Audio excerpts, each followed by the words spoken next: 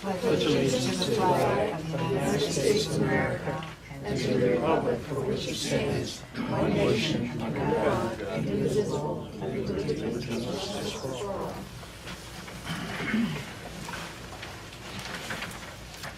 All right, first item are the minutes for the meeting of December 19th, 2015. Do we have a motion? So moved. Second. Commissioner Rea? Aye. Commissioner Spillier? Aye. Commissioner Sweetie? Aye. Motion approved. The next are the financials, and Heidi will give us update here. This is the financials that were approved on December 26th. Oh. Okay. That just texted you. Oh, so we authorized the county administrator to, okay, why don't you read that? Yes. Go ahead. The Commissioner's Office will report on financials from December 26, 2013, Resolution 13-229, as approved by the County Administrator pursuant to the motion approved January 3rd, 2013, to authorize the County Administrator to execute in the case of a lack of quorum of Commissioners and/or if session is canceled on a regular financial day, the required approvals for county financials on behalf of the Board during the year 2013, as authorized by ORC 305.20. So So you moved. want to explain anything, David? Yeah. No, it was the appropriation transfers, the correct appropriations for year-end payroll processing and cash transfer from general fund for purchase of a generator for the youth center. That was it. It was mainly year-end corrections and the cash for the generator. Second. Commissioner Rea? Aye. Commissioner Spillier? Aye. Commissioner Sweetie? Aye, motion approved. Okay, now Heidi will explain the financials. December 31st. Yes, the last one. We have supplemental D appropriations for various funds for year-end compliance. Appropriation, the cash transfer into the general fund for repayment of a payroll advance for the dog warden. So he's paying that money back that we gave him in September. Right. He had to They're just pay getting back before the licenses, end of the money year. coming Yeah. in, you can pay that. Okay, so do I have a motion? So moved. Second. Commissioner Rea? Aye. Commissioner Spillier? Aye. And Commissioner Sweetie? Aye. Motion stands approved. And these are the minutes? Those were the minutes.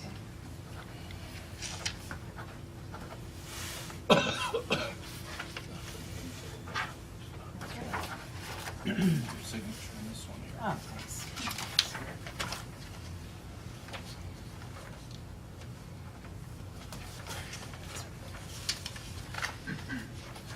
Okay, airport authority. You have Patty here? I don't see her yet, she's probably still en route. She's probably stuck in the snow. Probably just take Dale and when she comes in. Yeah, Dale, would you like to come up and tell us what you have here?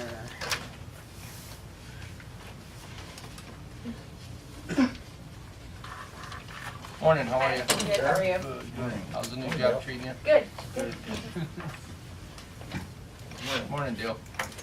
Tara will be explaining mitigation, and I'll be explaining the second one. All right. So, at the first session, we have the mitigation plan we're gonna start reviewing. We have a meeting set up for January 16th.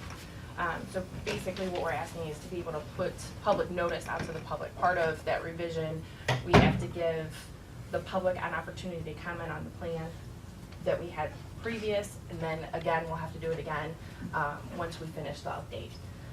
The mitigation plan is used for, to provide jurisdictions grant funds or possible grant funds if there are actions that need to be taken, like if there's a big disaster or something and something constantly gets flooding, they can do a mitigation program and give grant funds to be able to. Grant funds for that For that. particular. Mhm. It comes down to the fact the government doesn't like to keep paying for the same type of disaster reimbursement over and over again for the same type of property or event. We'd like to get a remedy for it. So, remedy, exactly. Is there a question? Do you So want to moved. read the? Or you wanna read it? Yeah. The Department of Emergency Services is requesting the board grant permission to advertise, giving public notice to the Geauga Maple Leaf on January 9th, 2014 and January 16th, 2014, the meeting of the Geauga County Hazard Mitigation Planning Committee for the review and revision to the local mitigation plan for Geauga County to be held January 16th, 2014. So moved. Second? Commissioner Rea? Aye. Commissioner Spillier? Aye. Commissioner Sweeting? Aye, motion stands approved. All right, the next item.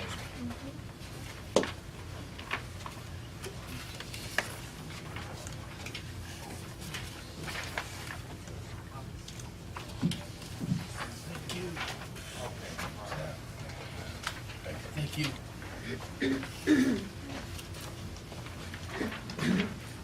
I know the other commissioners have seen this, but I know Commissioner Rear is not, so I wanted to kind of give him a brief overview of what we're doing. 3950 Ohio Revised Code requires that facilities, chemical facilities in this county with certain inventory over a certain amount has to report to us. It can be a hazardous substance, which is just something that's hazardous, and then there's extremely hazardous substances like anhydrous ammonia, nitric acid, sulfuric acid, things of that nature. So that's classified as an EHS facility. The matrix I've given you is the makeup of the local emergency planning committee, and you can see who the officers are. And one thing we did at our last meeting in December was to reduce the elected official from 2 to 1 because Linda Rahini's no longer going to be a trustee. And we wanted to increase the facility subject to 3950 from 1 to 2 because this has such an impact on industry in Geauga County. We feel that the largest, getting more people from industry, those with chemicals on the committee is in our best interest because we're writing plans that do affect them. So there's been interest in the past from certain facilities in Geauga County to be on this committee, and we have sent letters out to all of them. But quite recently, the two that have stepped up to the plate are Mike Bell from Aetna Products and now Ron Williams from St. Gobain Crystals down in Hiram, Troy. I also attached to, he's not a member yet, that's up for your consideration today, is the fact that even not being on the committee, he has donated two what they call one-suit flash suits, which are basically encapsulation for hazmat responders in the amount of $2,800 a piece. So that's $5,600 that we don't have to spend out of county funds to purchase these. And these are quite, these are needed in case we get some type of incident where our firefighters have to go into an area and be fully encapsulated. So, Who donated those, Dale? St. Gobain Crystals. And he's not even a member of the committee. So for your consideration today is to add Ron Williams, who is the extremely hazardous substance facility director for St. Gobain's, to the local emergency planning committee. What you will be doing, if you choose to, is to approve the submission to the State Emergency Response Commission for formal adoption and being on the committee. Where in this, where will he be in this? He's in the lower right-hand corner under the facility subject to. Okay, that'd be right there, okay, I see, okay. Ron Williams. I should have highlighted that, but I didn't. Yeah, But that's where that's- he would fit into the matrix. Any questions for me? No, I think that's a good idea to get the businesses involved. That makes sense. We sent over 90 letters to all the people that have to file. They have to file with us, the fire department, which would respond to their incident, and also the state of Ohio. So we did an outreach, and you know, if more people want to sit on it, we'll bring those names to the commissioners for your consideration. What's the minimum amount, or maybe I should say, what's the maximum amount of any hazardous chemical somebody can have before it reaches the threshold of It's got to- reporting to you? I mean, if they have 8 ounces of some kind of carburetor cleaner or something that's, you know. The state of Ohio gives out a book. Worried about having to reply. Well, yeah, I just want to know if I'm in trouble. Your Honor, her list. Well, As well you should be. you've been to my house. And I can testify to the garage portion. There's a booklet that the State Emergency Response Commission sends out to all vendors on a yearly basis, and it breaks, it could be a couple pounds, it could be thousands of pounds. It all depends on what the chemical is, how it's stored, it's a matrix. And Okay. if they meet that poundage or gallonage or whatever, Well, yeah, the law. then they have to submit that to us. Like if somebody has even a small amount of mercury, probably would, Well, like citric acid, you see that in schools, very explosive. Sulfuric acid, which is in batteries, but also is used at cell phone tower sites to keep the power up. And if it's in a contained structure where somebody would have to go in, sulfuric acid is, very caustic. okay, the You know, vapor like and so on. Ohio Bell and Chester and some of the cell phone towers. So very small amounts of that is considered extremely hazardous. Whereas you could have 1,000 pounds of something else, which is hazardous, but not extremely hazardous. You just Okay. have to stay away from it, whatever that footage is, Mhm. 500 feet, 1,000 feet, a quarter mile, whatever it might be. So it all really depends, and there's pages and pages and pages of chemicals they have to go through to see if they have that on site, and then match it up to the poundage, and then that's how they file. Thank you. The Department of Emergency Services requesting the board approve and authorize the president of the board to execute the Geauga County Local Emergency Planning Community LEPC application for LEPC appointing Ronald I. Williams, EHS manager, for a 2-year term beginning August 15, 2013 through August 14, 2015. So moved. Second? Commissioner Rea? Aye. Commissioner Spillier? Aye. Commissioner Smith? Aye, motion is approved. Thank you for your time. Thank you.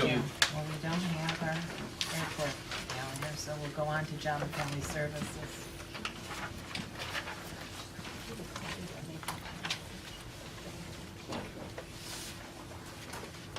Good morning, how are you? Very good, how are you? Good, good.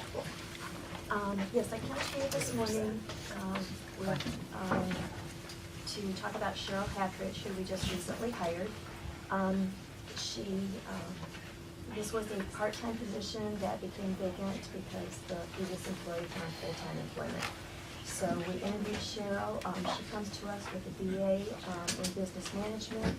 She has 12 years' experience working at the David Tree Expert Company. She started as a customer service rep and then became manager of their marketing and sales development. And she also has a year experience as the administrative assistant for the village of South Russell, and this part-time position meets her needs quite well, so we're very fortunate to have her. Okay, you go ahead. The Department of Job and Family Services is requesting the board acknowledge the following new hire appointment of the Director of Job and Family Services, as Job and Family Services has complied with the Board of Commissioners Recruitment and Hiring Services. Cheryl Hattridge, Clerical Specialist 1, replacement, effective December 3rd, 2013. So moved. Second? Commissioner Rea? Aye. Commissioner Spillier? Aye. Commissioner Sweetie? Aye, motion's approved, thank you. Patty, we're waiting for you. Read it. Let me just get Patty here. Oh, Wait a minute there. Who's that? We have a resolution here. Wait, Yeah. hold on here. Yeah. We have a resolution here, kind of a surprise one, from what I'm understanding, for Anita Roll, Yeah. upon her retirement, and I'll read this quickly. You have worked faithfully and effectively for the Geauga County Job and Family Services for 31 years, starting as a typist in May of 1978, earning several advancements until you were promoted to Human Resource Officer in 1994, a position that she's held since the time, while also supervising the clerical term of Job and Family Services. And Anita's 31 years she's witnessed and contributed to the modernization of the department as it has changed from dependence upon handwritten paper records to the use of electronic data systems, and has seen the department relocate from renovated Center Street residence to a state-of-the-art facility on Ravenwood Drive. Anita's tenure as human resource officer has worked to develop effective personnel practices to support the mission and administration of the agency while providing support, compassion, and kindness to many of the members of the staff of Job and Family Services who have sought her help and counsel throughout the years.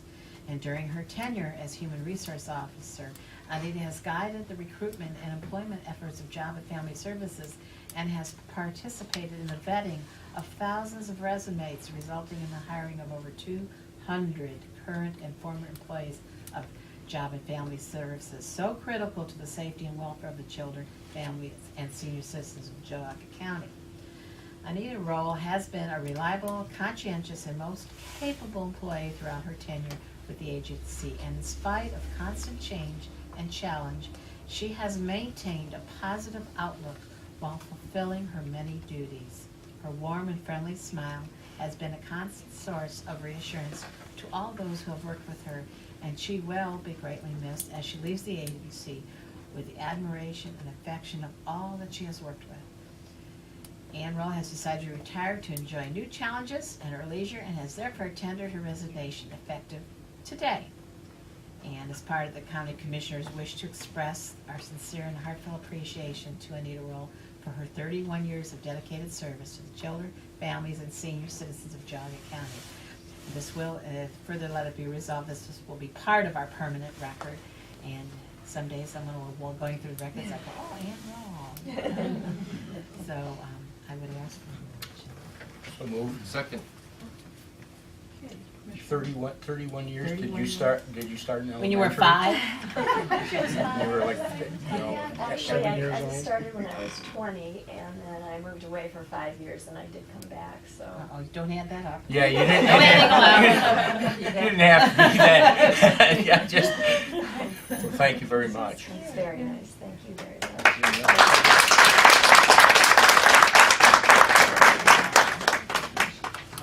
Aye. Blair. Aye. And Commissioner Smeedy. Aye. If you wait a minute, we'll get a picture. And your resolution will be all signed. What a It's surprise. nice to retire when you're young and you've got time to do things, you know? I'm not Wow. ready to stop yet. No. No. Wow. Comfortable. Nice picture with her. The guys that stand behind because they're so much taller. Yeah.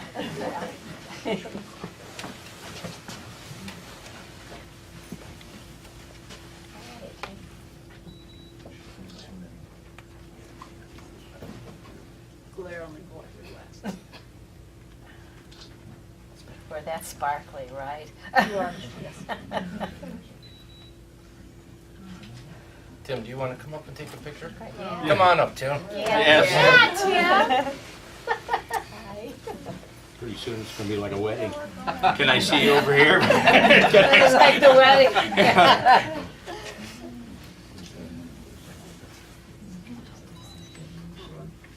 Everyone, hold that closer. Come on, camera's cold this morning. Thank you. So very much. One of these that you don't replace. Yeah. Thank you. Congratulations. Good luck with everything. Appreciate it. You take care. Yep, yep. Thank you.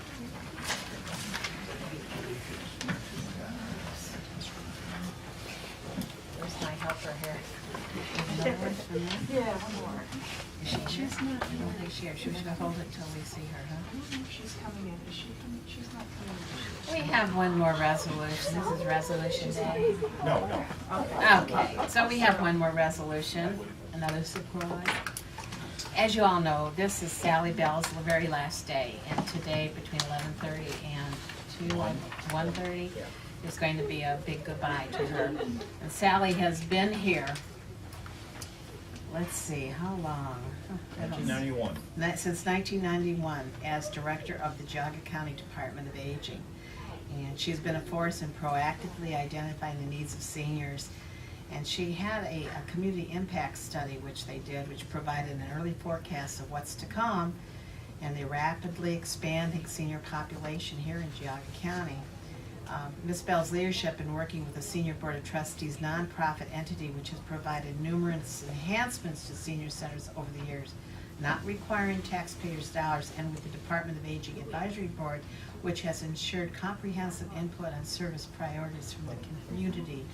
The Department of Aging has evolved over the years into an entity providing a full range of services for the Geauga seniors, including home-delivered meals, transportation, home and shore maintenance, adult daycare, socialization, senior assessment, and many other programs dedicated toward keeping our Geauga seniors safe and independent on their own, all of which have made the Geauga County Department of Aging, under Ms. Bell's tenure and through her dedicated leadership, one of the most respected senior citizens of Service Ohio. This will be part of our permanent record, Geauga County, and I would ask the commissioners to. Second. And Commissioner Aye. Commissioner Aye. Spillier? And Commissioner Smith? Aye. Motion stand approved. Great big goodbye to Sally, and she will be missed. But I think she's gonna have a nice life going on. Okay, Patty, at last, thank you for being so patient. Thanks for being patient with me. On Chardon Windsor Road between 608 and here, I saw a young kid go off the road. I So hope I not. stopped to help.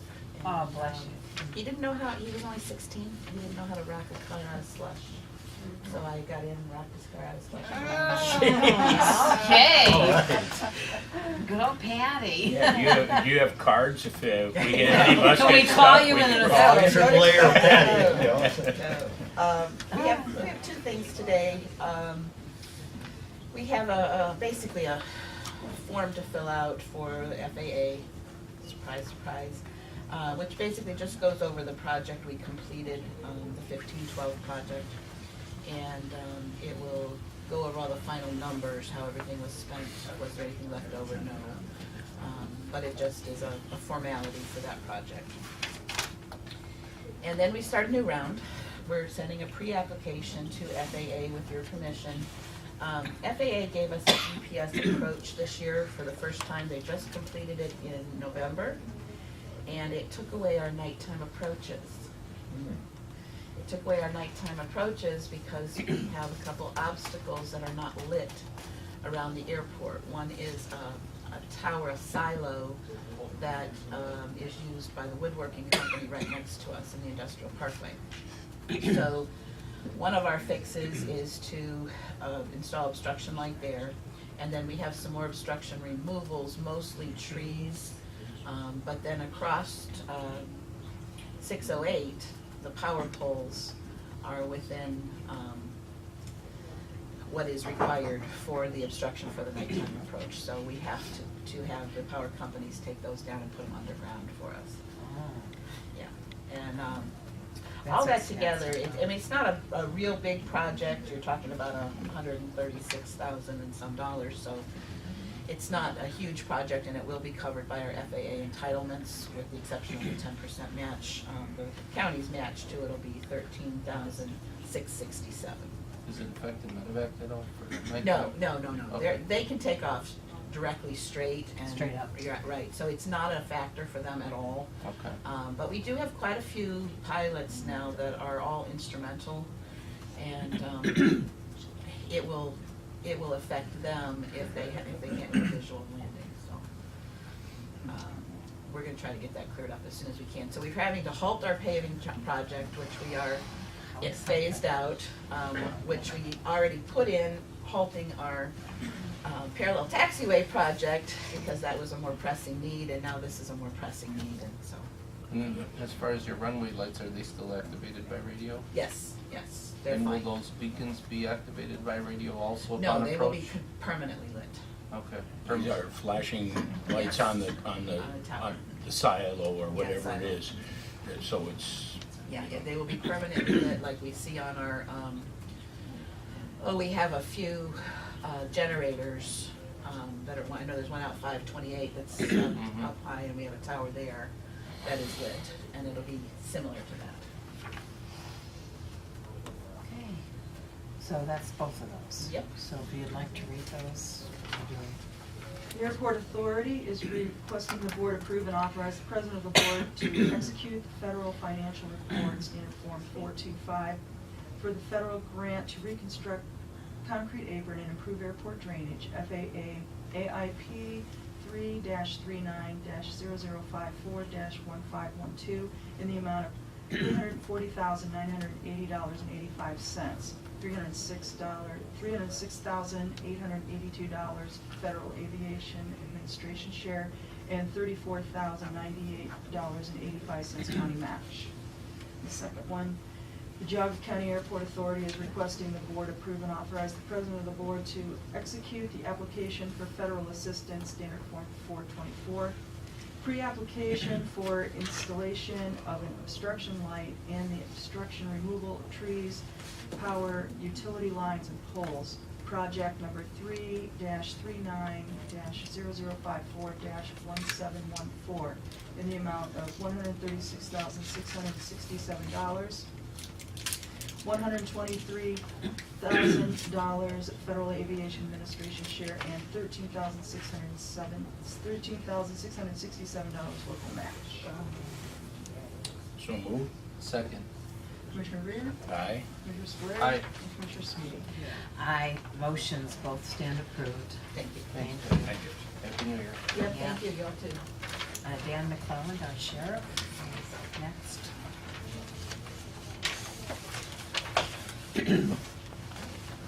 Morning. Morning. Sheriff Warren, Happy New Year. Happy New Year. Good morning.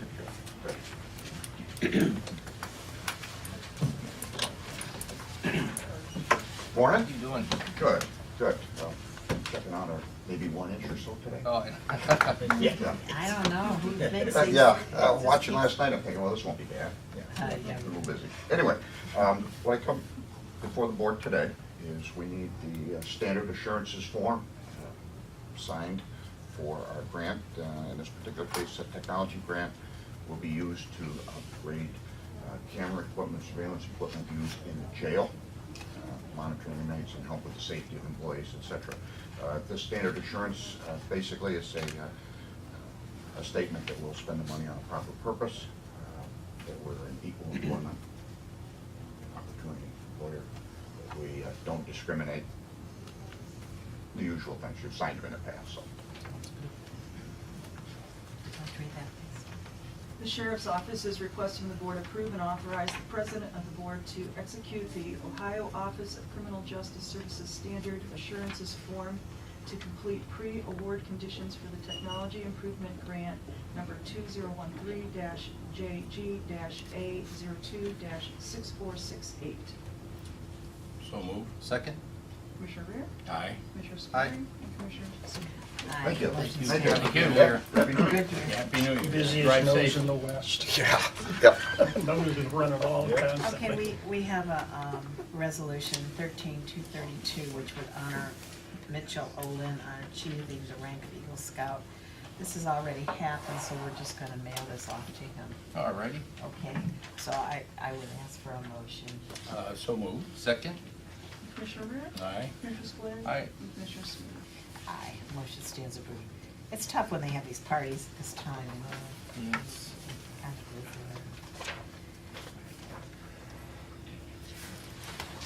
Alright. there. Okay. Our next item is to authorize us to execute an application with our prosecuting attorney, Jim Place. While we have Jim Place come up. Yeah, 'cause we'll there's have been Jim some- explain. There's been some other developments via email while this meeting is going on. Yeah, I want so maybe Jim can give us some, There's actually 2 appointments to be made now. Yes. 2 appointments? Yeah, there's one that's not on the agenda that I was gonna address, right, Okay. with the board. Morning, Yeah. Jim. How are you? Morning, Jim. Good morning. Morning. The first item on the agenda, I think the commissioners are pretty well versed on this. Obviously disputes come up between the board, or some of the members of the board, and the juvenile court judge. And, you know, there's a couple options here. Since I'm the legal representative for the commissioners and the judges, I have a conflict, so I can't represent the board or the judge because there's a dispute between the board and the judge. So on this particular issue, I had made some arrangements to possibly have the Portage County prosecutor represent the board. But I wanted to give the board the option of hiring their own counsel. So that's the option before the board. I mean, I guess what this would do, in order for the board to hire other counsel other than myself, you have to make, I'll make application to the common police court, but then you would have to agree to that. And then the court will issue an order appointing a lawyer to represent you, and if you want to go that route. So that's what that. I think the big question is, I think the really big question is whether the statute allows the joint board to make a yes or no decision. I mean, that's my question, and it always has been. And I think we need to have that answered. Yeah, I mean, you know, again, the issue is, I think the judge interprets the statute one way, and I think some of the commissioners interpret the statute a different way. It's a very poorly written statute. Yeah, I think we need to have a There's another definitive, issue. I mean, if it is what it is, we go along with it, but we really need to have that answer made to us. I feel there's another issue as well, and that's, for lack of a better word, the separation of powers. I'm not 100% sure that a judge in the county can order the commissioners to appear in his court without, you know, we didn't do anything wrong. There's So no case. I just don't think that, you know, I'd like to get that answered, as far as that any judge can tell this body, you'll do this or you'll do that. I'd like to see that also addressed. Well, it's up to the board. I mean, I've identified that a conflict exists and that the board needs a different attorney. So it's up to the board to decide, you know, what direction you want to go in. And the problem with going with the Portage County Council, there's a split on the whole board all the way across. So it's like, who serves what master? I mean, it's hard to serve one side and both sides at the same time. I think you need somebody independent of that, just to get those questions answered anyway. Again, and that was my idea. I mean, when I Yeah. first looked at this, and I didn't consult any of Yeah. you, which I probably should have. I mean, when I first looked at this, my thought was, you know, the Portage prosecutor's gonna have to be involved in this anyway because their Yeah. commissioners are involved, so why not just have him? He So- doesn't, and he that doesn't, makes he sense. doesn't represent the judge like I do, so. That was my thought. You know, I did that without talking to all of you, and I thought that, you know, after getting some feedback from Dave, I thought that I should at least present the option to you, because it's your lawyer. I mean, it's not fair for me to pick your lawyer, so it's your lawyer, it's up to you what you wanna do. If you wanna hire somebody, that's fine. Isn't there a judge from Portage that also sits on that same board? Yes, The juvenile judge? yes, the juvenile judge on there. So, Oh, would that one be would it? think that if it's a conflict for you as a prosecutor to All because of sit the between county. a judge on that board and the governing body, the joint. But their judge didn't, this wasn't their judge's. Right, he didn't recommended candidate. recommend, but I, So I don't think he has the same I just issue feel, I I have. just feel better if we have an outside person so that no matter which way this ends up, there's, And that's the board's- there's not a, you know, everybody's upset with a legal counsel that's here every day, that's not gonna do us, as a county any good. And that's up to you. That's up to the board. I mean, again, it's my job to provide you with options. It's your job to make the decision. So, Now, is the second thing you were bringing up, that's different than this? yes. It's a second appointment. There's an additional, so this also concerns the juvenile judge. There's an ongoing case, in Judge Grendel's court that concerns a neglect and dependency of a child. And there's a grandparent involved in that case. I can't go into specifics of it, but she has some issues, and she's filed things in the past against the judge that, and my office has represented the judge and successfully defended him on those issues. But you know, again, she has some problems, I think, and she, in this latest round, she's filed an action against the judge, and I'm named as a defendant. So, since I can't represent the judge if I'm also a named defendant in this action that she's filed. So he needs his court own, yeah.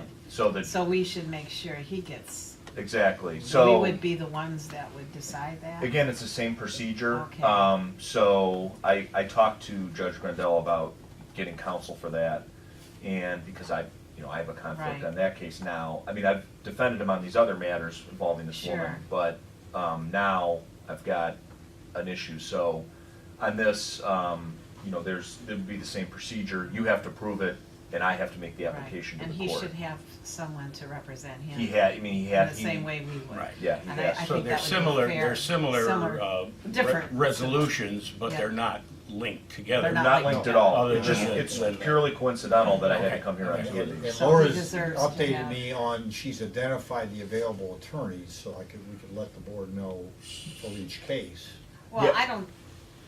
I don't care what attorney he gets. Well, normally part of the action, actually, it's Yeah. supposed to be Names the identified. attorney. Yeah, this morning, we weren't sure the availability of these two attorneys, but Oh. apparently Laura has checked. And are And they we're looking available? we're looking at Tim Reed to Okay. represent you folks with your And action, who will and represent- Todd Peterson to represent the judge Oh, in sure. his action. Yeah. But again. Is he happy with that? Yes, yeah, I met with the judge and asked him, who, he would want. So, again, but the lawyer for the judge and the lawyer for the board, those are two unrelated Two matters. unrelated Right, matters. two separate things, but Yeah. similar in nature. So we have a resolution to read for the first action. And she has the one for You the have, second. okay. Yeah, Laura. Now, is there a emailed- way that we could get another county that would do this for no cost for us? For Because we're gonna have to pay for this attorney? for the board, For both of them. You have to pay for both of them. yes. Can we put a fixed price? Because Ralph's got a good point here. I don't, Like, there was no cost with Portage County, right? correct. Yeah. Could we go to a different county and see if they'll do it for no cost? I could ask other counties. I didn't know if there was some kind of reciprocation Yeah, of. reciprocate. Do you have any reciprocation? Yeah, it's called that if they do me a favor, then I owe them a favor. Okay, so they could maybe So- So your favor could be a lot greater Yeah. than their Yeah. favor, Yeah. is what it's. Yeah. So I don't mind doing that, but I have, but again. Well, you've you know, already- The issue in the one with these folks is that the judge had laid out a couple tentative dates, so we're moving up on those dates Yeah, quickly. we have to do That something. was the issue If the with- judge would agree to Yeah. move that back, I don't know what his time frame is. And I could ask other counties, I mean, I could do that if you want. I mean, I might be out in Ashtabula County next year trying a murder case for somebody, and then I won't be happy with you. Oh, but but can't you put it based on something like this, that wouldn't be that involved?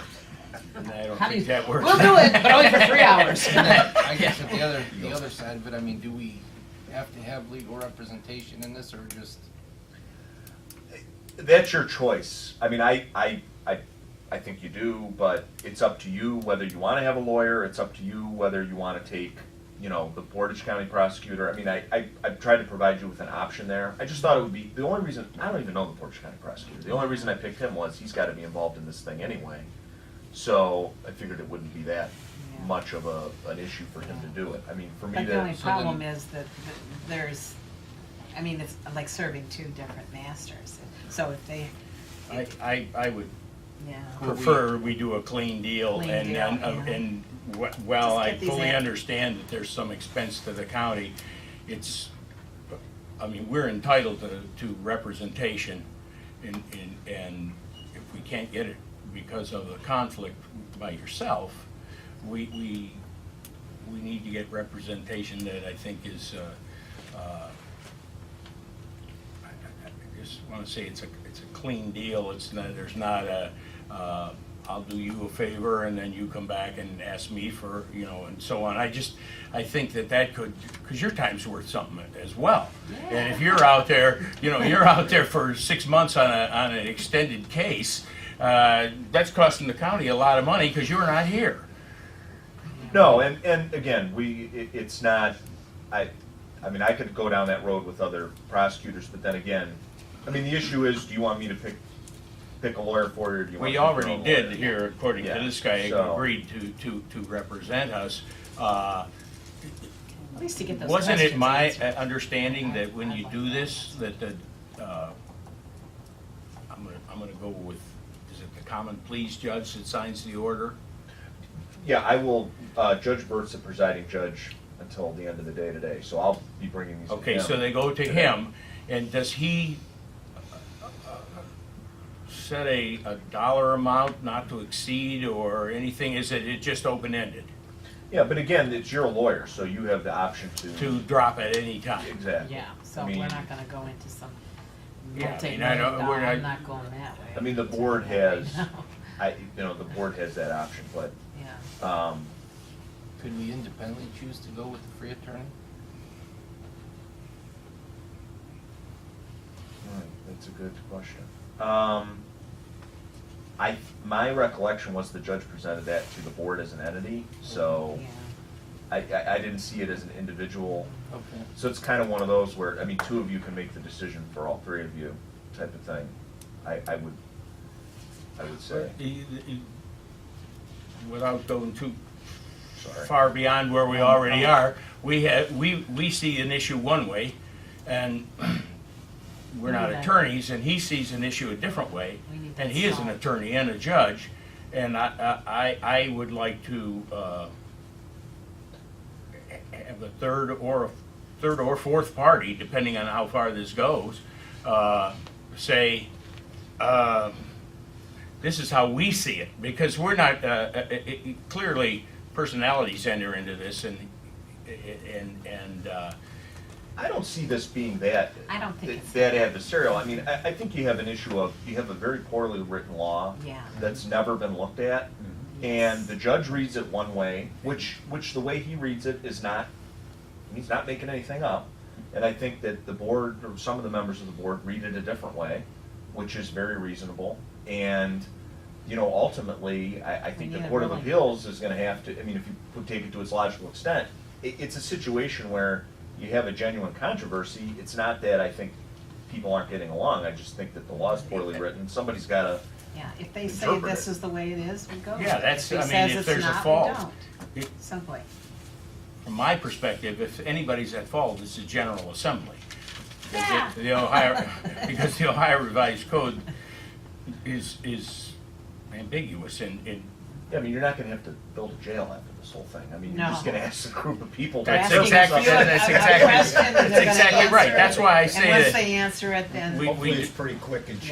yeah, that's what I that's what I think. So, but, opt for the way the resolution is written, but that's. Is this it right here? and again, my goal, just so all of you know, my goal is to provide as much representation as I can at all times, because that doesn't cost the county anything. I mean, that's Yeah. my job. I've gone a full year. Coincidentally, I've got two of these right now, but, I think we've gone a full year here where nobody's had to hire any outside counsel. That's You've done it pretty very good. recently. Yeah, I mean, most counties do this all the time, so.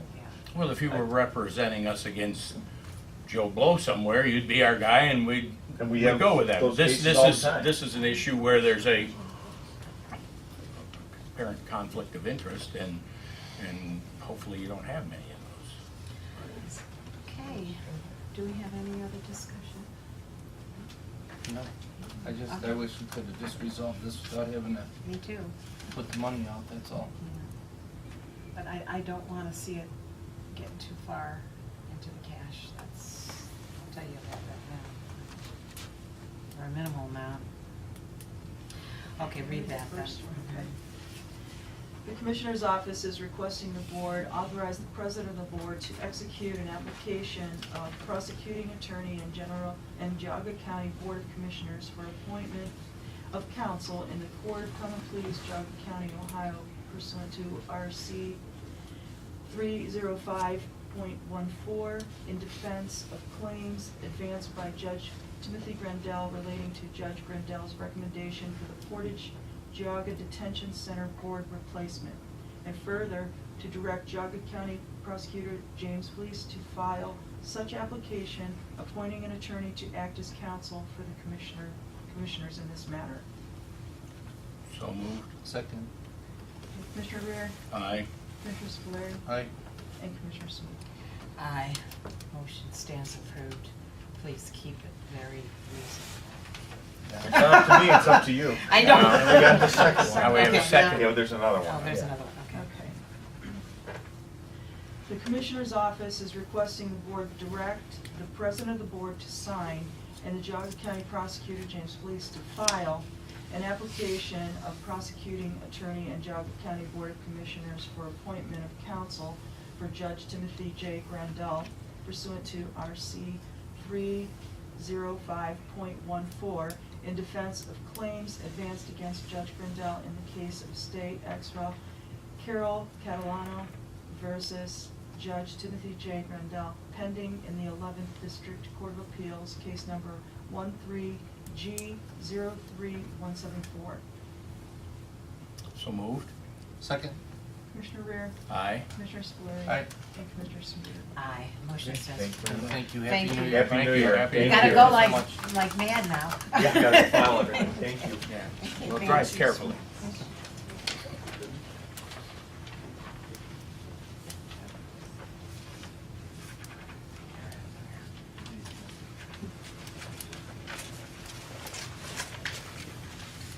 Okay. Well, thank you, Lord. Garrett Ormiston, Excuse- Oh, we have, what? Garrett Ormiston from Cleveland Natural History Happy New Museum. Year. Take care. Garrett, would you like to present what you're? Sure, gonna present? absolutely. Thanks so much for the opportunity to come. I do have some extra maps. I'm Garrett Ormiston. I'm with the Cleveland Museum of Natural History. We're working on a project in Munson Township. It's a conservation project for our Natural Areas program. We're applying for a Clean Ohio grant to fund the acquisition of several tracts of land.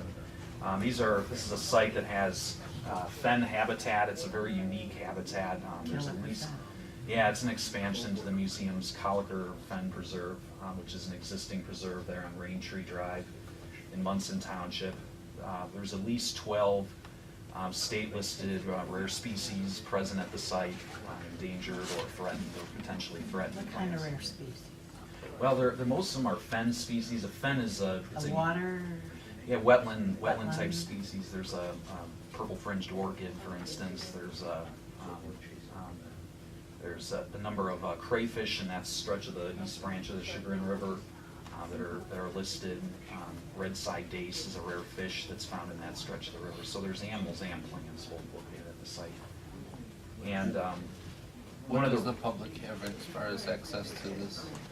Yeah, we don't have a lot of access currently, but by expanding this a little bit, we're hoping we'll be able to issue hunting permits and things like you that. will? Yeah, Oh, well, because that would be nice. in the past, it's a very small piece, it's located close to subdivisions, but we're looking at a couple, slightly larger pieces that would create a more larger contiguous preserve. Does the, if this were to happen, would this be a tax-free piece then? It would, yeah, because the museum's a 501c3, so. And But is you're made aware that we've already just gone through a major hit last week with the city of Chardon, putting our county at task, and I just Understand. having no tax income is we struggle every day, and it's just, it's a tough deal. But is Yeah. this piece already, is it owned by us now? I mean, There's one, I actually outlined here on the map. explain. Well, there's I thought one of 78 them- acres that are proposed to be purchased with this Clean Ohio grant that he's looking for your But we own it. endorsement. But no, we own, was it like 19 acres that was donated to us along the stream, I think just north of here.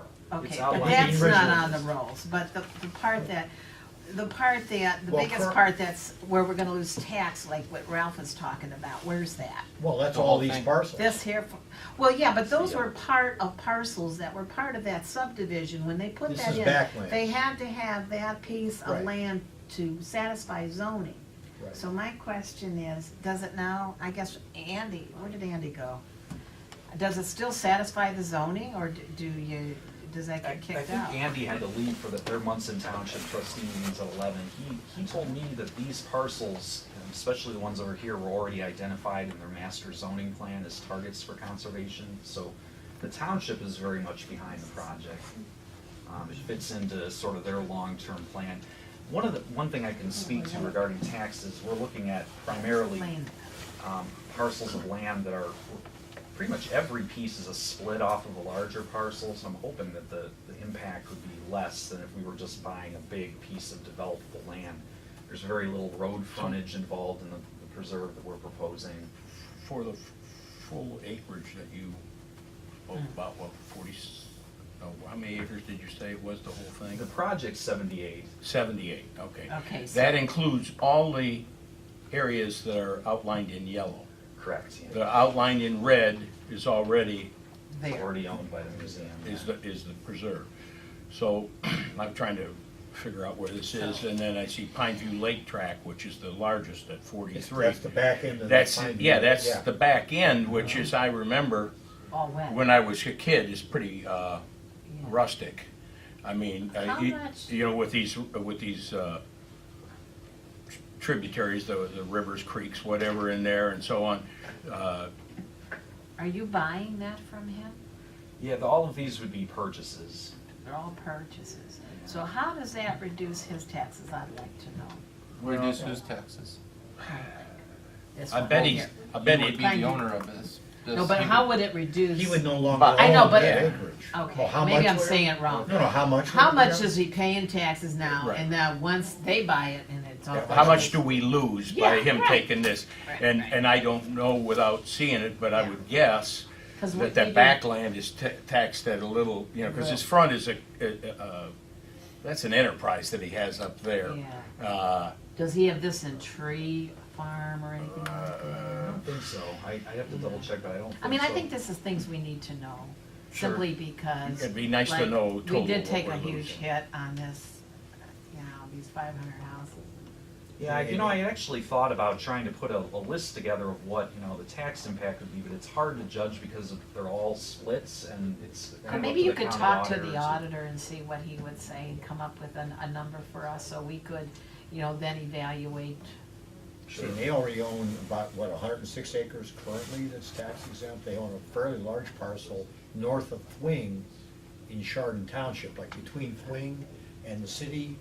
They have a pretty, near that big chunk that the school board owns. Oh, Yeah, right, the 'cause that's 30 all- acres there. Yeah, it's like- right. Well, that's the old Sabusta. It's Sabusta. Sabusta place. Yep. Okay. And all of these people are on board with you?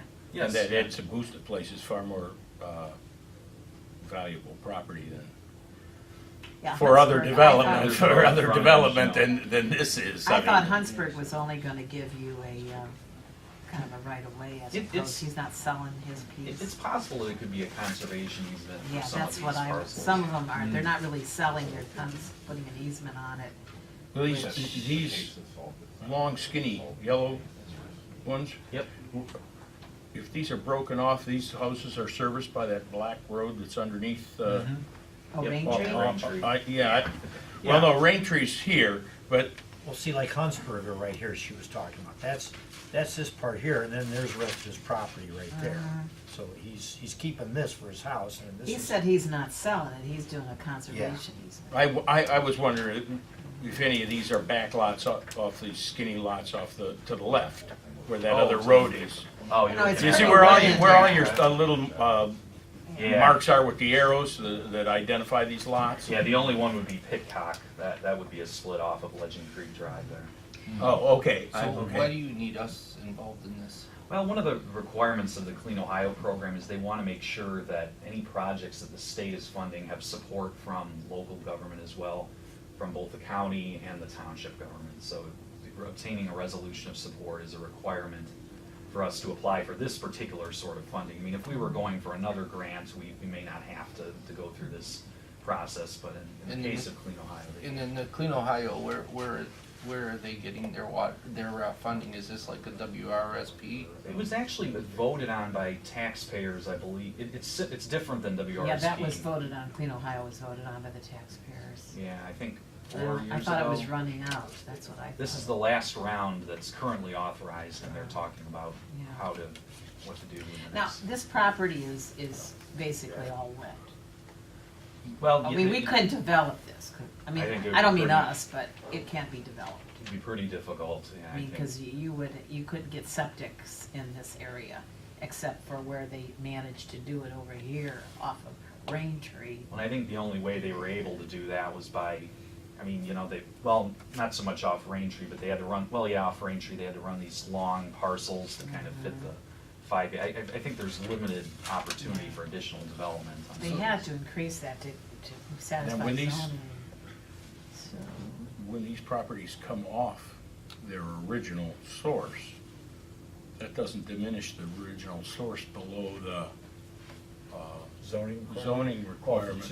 if it's just an easement, it's still their property. Yeah. You're just But going- I Yeah. guess most of them, it's not a, because I was talking, because that was a big concern of mine, So let me Yeah, ask we'd you, have to get zoning variances on anything that on would, everything. yeah. it sounds like this is pretty undevelopable already. I mean, the part of, that I struggle with is, for the museum, Cleveland Museum of Natural History, to go in to do this. Obviously, you would be the sponsor, or you would be the who would, as far as for that grant, you would be the takeout. Yeah, we would be the organization applying, the For this- applicant, I okay. guess.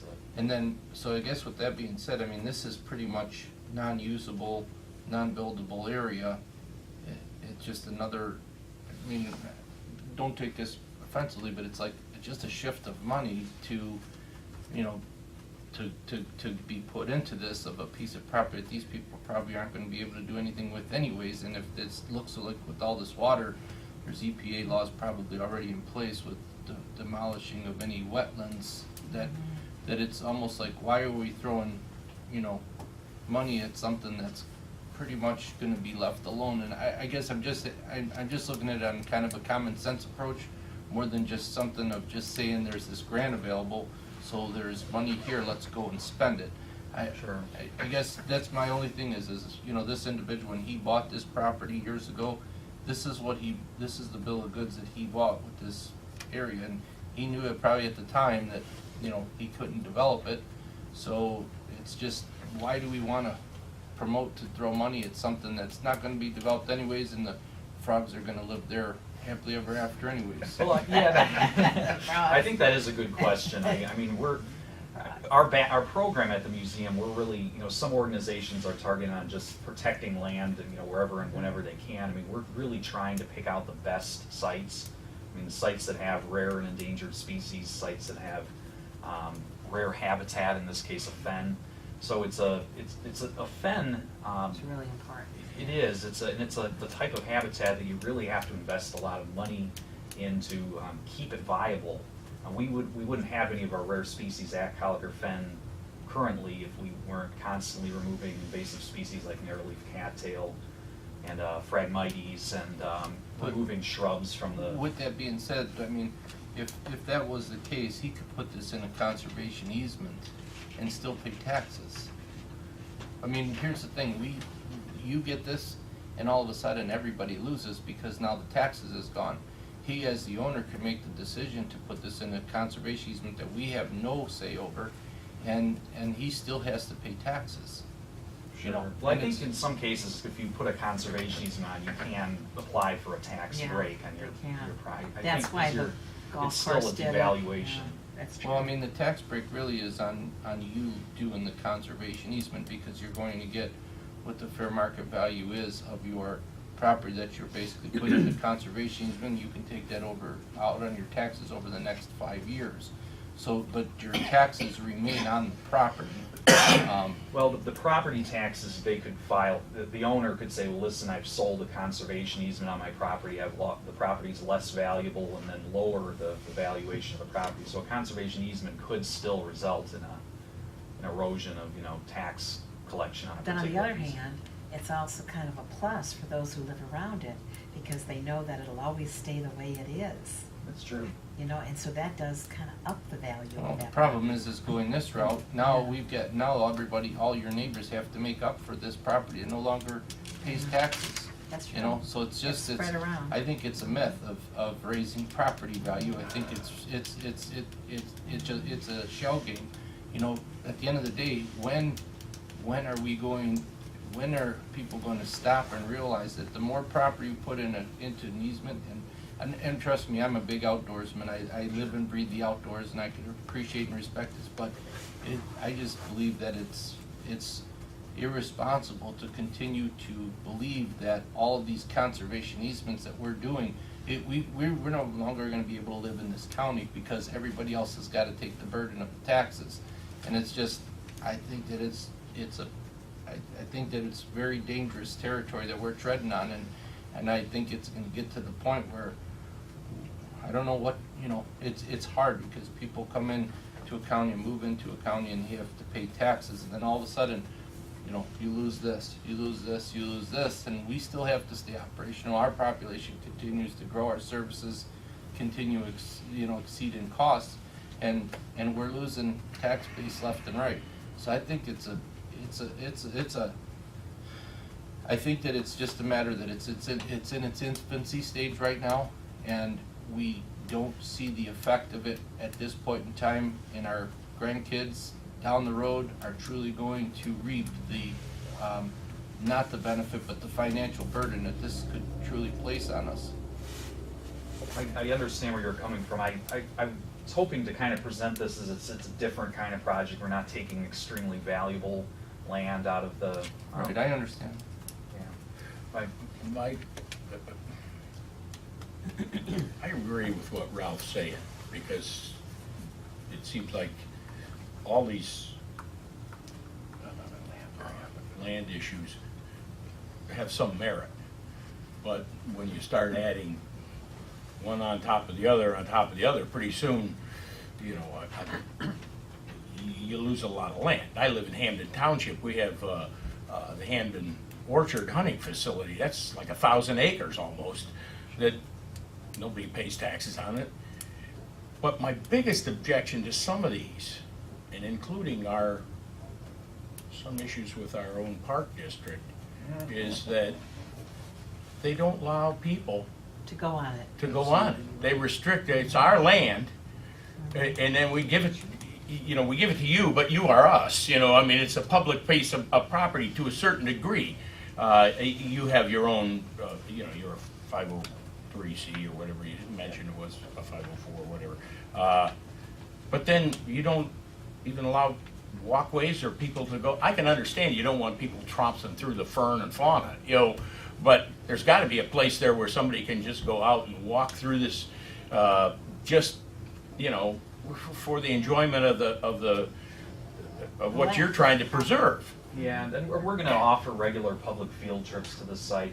We're probably going to strive to do is have public access, but a little bit more controlled public access. I can understand if you got, walkways that are gravel or so on, because like I say, you don't want people's, your precious vegetation is a weed to me, it's not something that I'm not into that, If it grows up, I cut it down for lawn. Uh-oh. But I'm just saying, I can appreciate you folks wanting to do that, but then if you put an iron gate in front of it and say, Yeah. you can't come here, or you can only come here when we say you can come here, and that's... You can make the comparison with like the redwood forest in California. It is when you start trampling around those redwood trees, you're gonna kill it. Sure. But they let you in there, and you can go see those trees, and you can go all over the place. and, you know, it's open to the public, you know, and I think that's a viable, Yeah, I don't think we're gonna solve that here yeah, this morning, but yeah. that's a Yeah. distinct yeah. concern of mine, is that, you know, we give you the land, or Make we sure allow it's the land open. to come off the tax, To horses. tax roll, and then it's like, you can't go here. Well, one option would be maybe to open, you know, obviously the fen area is kind of a very, I mean, people wouldn't wanna walk through the fen anyway. It's You can sink soaking up to your wet, neck. yeah, You yeah. can- Right, there's Yeah. certain things that, Yeah. you know, Maybe we could open, you know, the back part of Pineview. Yeah. well, I've walked that when, no, I 50 think years that- ago when I was a kid, Yeah, me too. and, But the thing is where would you access? I mean, Yeah. if you look at this, I mean, it's landlocked. You know, the Well, does that individual, come whoever over here? bought this years ago, bought this for whatever he bought it for, and it's like, it is what it is. I this mean, is, you know, this what is the swimming Well, area. is this side of Yeah, Rain no, Tree this is there? the lake. Do you come Right, in you know, on this way? Pineview, Yeah, so this is generally all how's just the rain. public- Tree and You access. parachute Well, in? yeah, How's the come in public- this way. Oh, no, I went Come down in this this driveway way. and then hoofed it in. Well, You you know? I thought you could come in this way. No, I knew right the here. owner. I You know could the come in owner right now. here. but how do you get to this? It's all, Well, there's you no go right access. across there, Well, right? Yeah, I mean, I mean, you that's. could Yeah, you you make- can't come in this way. You could go down Rain Tree and then you could go across. I mean, there is a way to, from Rain Tree into this Yeah. I mean, you understand, I multi-sided. think that, I mean, and you look like a reasonable thinker.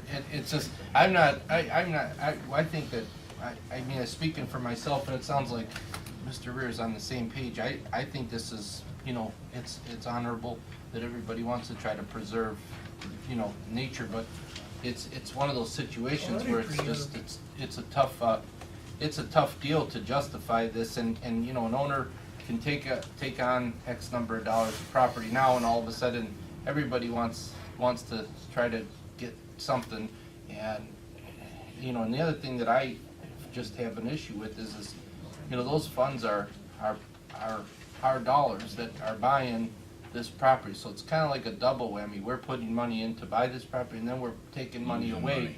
on the taxes, and it's like, at the end of the day, I just, It was It's voter hard. approved program though, I mean, they put it to the vote, Well, the state, you know, the Well, president's the state. What is our, what is our next step? But it's running out. What It's is our running next out. step? What is our position from here? I don't know what our This next is step is. informational at this point This in is time? He information. was Well, seeking a resolution of support of them applying for that grant. I see, so. And our grant, is due on January 15th, so we don't have a lot of time. We Can we have- find out what kind of I'd like to know what our losses are. tax loss? That's what I'd like to know. I'd like to, and Yeah. you're gonna ask the auditor, and it's gonna be probably a approximation figure. Well, it's definitely gonna be an approximation, Yeah. because literally every piece is involving a split. But not every piece that you're gonna buy, and that, some of them are just conservation units. They just, they don't care, I mean, from what I've heard from these people, I mean, the big one is the Pineview Lake. That's the one I'd like to know. That, Well, I mean, all of them, 43 and acres I mean, is, they're all, I mean, 16 acres and. I that's mean, a they add up. Kelleher. I mean, they The add up, Kelleher. 78 they add up, you know, so if you look at, Well, it's, Kelleher's and that's right there is 59.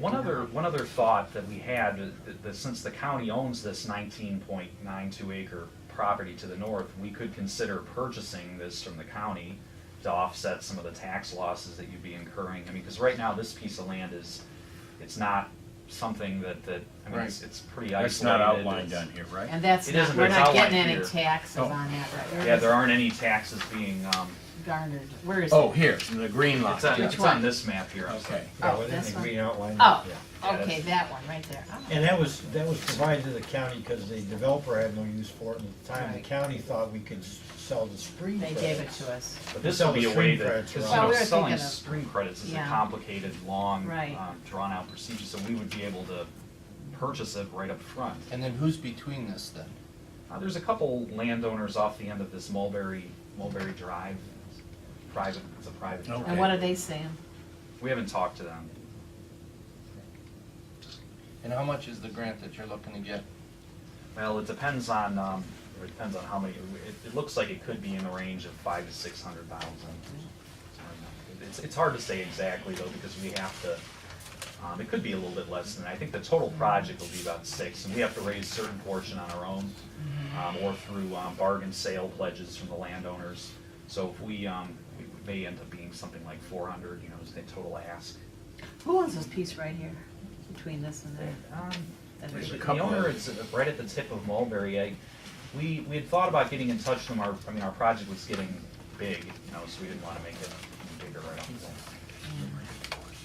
Okay, well, maybe if you could come back, and let's see what that tax loss really would be Okay. versus what I guess could be the only, paid yeah, for the only that challenge property. we have is that, you know, Time with limit. the time limit. I'm not sure if, you know, the next meeting isn't until January 6th, 7. 7th. Yeah, because I'm worried that that probably wouldn't leave us enough time to meet our deadline. That's why I tried to circulate it a couple weeks ago, and, you know, if there were, My concern is, one, what do we lose on our property taxes to the county? I'm a little hesitant to try to throw out You, a number. no, because I it's don't- that's not something you can do. I'm just, Yeah, I I'm just wanted to- voicing my concerns. Sure. It's that, and that also we ensure in some fashion, within reason, we that can access. people can use the land for, I don't know, bird watching, gawking, whatever it is they do. I'm trying to cover horseback bases that I really don't know, because I got other things to do. But there are people that appreciate, Yeah, you know, the, Yeah. I think that would be, you and know, and I would really love, and I know we're probably not in a position to compel the group to, your group to do that, but it's a real concern to me that we keep setting more and more land aside, and then there's some naturalist, well-intended, who says, you can't use it, you can't go on here, and that, you know, at some point in time, that has to, I mean, if you have a park that you can't participate in, kids can't play ball, fly kites, whatever, it's not a park. well, I think you can get this information fairly quick, Okay. come back to us. And unfortunately, I think part of the problem here is I think that Mr. Rear is right, that we have kind of a sour taste, because we've got a park district that is basically over the years land grabbed, and what's the benefit to our residents? All it's done is costed our residents more money to cover for the taxes, for the services in this county, to basically have property that's, I mean, it's almost like horrifying to look at a map of what Geauga Park District owns. It's crazy, and it's like, and you know, and the voters keep voting in levies, and that's great, you know, that's the system that we live in, to be able to vote on that, but it's hard when, you know, you look at, you know, what the waste is as far as the amount of dollars that we're losing on property. It could be Yeah, that's either not usable, something that whatever. you can control. Right, You're just yeah, hearing sure. you're just taking the brunt of Yeah. our complaint session here, but, No, I understand. but, you know, it's like every township in the county, save, there's, I don't know, 3 or 4 that have pretty nice park systems for their youth in their townships, but that's generally been fully funded by, state taxes and again, local taxes to get little league fields, soccer fields, and so on and so forth. And then you drive by hundreds of acres of flat ground that they won't even mow the grass on and put some lime on there, you know, not like, no, we don't have to build a stadium here or any permanent structure, but someplace where kids in our community can, like I said, go out and fly a kite, or they go and Right. play soccer or practice some pee-wee football or something. And those that's where I think, I can only speak for myself, but I think the others, starts to get to be bitter to take that, you know, tasting that one area, and I'm not, please don't, it's hard not for you to take it personally because you're sitting there, but some of this land, if it can't be used for anything else, What's pay for it? Yeah, it's not changing. Yeah. Yeah, Well, when we, it actually would change a lot, because, I mean, as it is, it could currently be clear cut. I mean, it could be, there's all sorts of things that could happen. yeah, there's events that could take place that the property owner could do. well, in The guy that Munson- owns this big piece, I don't think he's gonna do anything. No. You know, in Munson, we bought a lot of parkland, and what we did with it is, like Blake said, we put it into ball fields, major ball field. We have the only major ball field. You know, we did that, we put 3 or 4, and then the other park, we put other recreational facilities there. You know, so at least we're saying, okay, Munson, you know, we're giving this to you so you could come and use it, and you can use the pavilions, and we put restrooms and things like that. And I guess, I don't think people have a problem with that. Sure. Well, Yeah. let me ask if I were to come to the next meeting with That would with be a good. plan Yes. for I some think- kind of public access element and Yes. the number with the tax Yeah. dollars, means that can increase our chances of getting a resolution. I think it Unfortunately, it's may. gonna push us Yeah, really close to our I- deadline. This, to be honest with you, and I'm not gonna throw anybody under the bus here intentionally. I saw this morning for the first time. And, you know, I read some emails about it, but I never saw a sketch The of it. maps were attachments, so you would have had to print them out and all that, but they were there. Yeah, okay, they were there, and I apologize for that, but. I had sent a letter to the. I mean, Yeah, I saw a letter, I just didn't. Well, I did I get a read the call. email, I didn't print out the other. I got a you know. call from some of the Did you? homeowners. I saw the email, and I had been looking at this. Originally, we had tried to get it the December 18th meeting. Yeah. Oh, yeah, the first. Well, I got a call from some of the homeowners, and I heard what they said, at least the ones on Rain Tree. Sure. There doesn't seem to be any objections, but I don't know about Mulberry. That's, I haven't heard from them. Okay. And I heard that they were doing conservation easements, not all of them were gonna sell the property. But my big concern was zoning. Are we losing the zoning?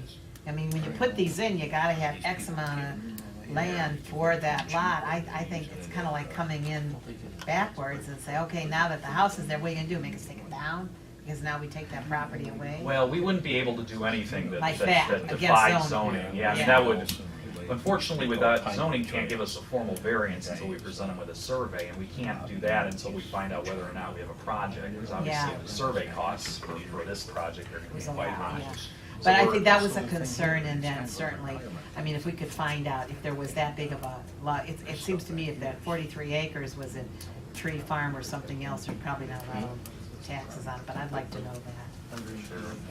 I guess I can try to call the auditor and say, well, what would your estimate be? I'm just afraid to throw out a number, because I mean, I don't. I Well, wouldn't, he if I were had- you, I wouldn't throw out a number, I'd at I least get- try to Yeah. find somebody to pin it on later. So I'd ask, Yeah. I'd ask the auditor and say, Yeah, we really appreciate you coming out. Sure. Yeah, Appreciate your time. yep, definitely, thank you so much, have a happy new year. You too, Happy New Year. yes, thank you, Yeah, thank Does you. anybody else want a copy of the minutes? Is This is a Bruce, copy. is- Yeah, absolutely. is Bruce, what's his name, Bruce, the head of the Natural History? Bruce Ladmer? No, not Is he any, still there? not anymore. He's, You still have the Hammond Todd collection? of Oh, absolutely, Primates yeah. and, yeah. I had a computer consulting firm, and when I went down there, they said, Mary, we wanted to show you the data, and they pulled out the drawings. it's pretty, yeah, it's a cool collection. Okay, It's, yeah. Human cadavers Clyde and Simpson primates. still there? Absolutely, yeah. All right. He's the heads of the planetarium. I did a meteorite video that's on Mary display Taylor, down there. she was a former director. She's not Yeah, there. she's She's not on the there. board. Wow, a lot of people gone. All right, so should I come to the next meeting? Yes. Yeah, Okay, absolutely. all right, Love to thank see you. you. Absolutely. All right, appreciate it. Have a good Thank- day. Thank you, have a Good nice, discussion. safe New Year. Thanks, gentlemen. You too. Thank you. Thank you, gentlemen. Is there anything else that we're sneaking in? The only thing I wanted to just go on record today saying that, you know, I was disappointed with the final outcome with Chardon as far as taking that route. You know, it's going to be a major impact to our county for years to come, possibly beyond my lifetime and many of the people here. But I think it was a very misdirected, selfish type of move that was finalized. Was it Tuesday or Thursday? Whatever last. Thursday. Yeah.